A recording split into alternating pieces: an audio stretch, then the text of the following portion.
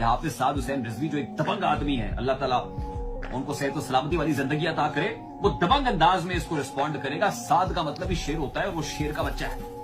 I know very well, I know him personally, कि वो इस वक्त जितने दिल गिरफ्तार होंगे वो तमाम तर बातों का बड़ा खंदा पेशानी से जवाब देना जानते हैं और जरूर देंगे। अब जो बात मुझे करनी है वो ये है कि तहरीक-ए-लब्बैक पाकिस्तान एक सियासी जमात है, ये रजिस्टर्ड पॉलिटिकल पार्टी है, इलेक्शन कमीशन ऑफ पाकिस्तान में रजिस्टर्ड है, यानी इसको एहतजाज का हक है। और एहतजाज का हक तो मुझे और आपको भी है, राइट टू एसोसिएशन का भी है, पार्टी फॉर्मेशन का भी है, जो तहरीक-ए-लब्बैक ने कर ली। एहतजाज मैं भी कर सकता हूं, आप भी कर सकते हैं। तहरीक-ए-लब्बैक जो एक रजिस्टर्ड पॉलिटिकल पार्टी है वो भी कर सकती है। तो फिर उस एहतजाज पे इतना तूफान क्यों बर्पा किया जाता है? कतई नजर इन सब बातों से मैं तो ये सोचने पे मजबूर हूं कि इतना घुटनजदा माहौल क्यों है कि बात कहने और बात सुनने पर भी पाबंदी है।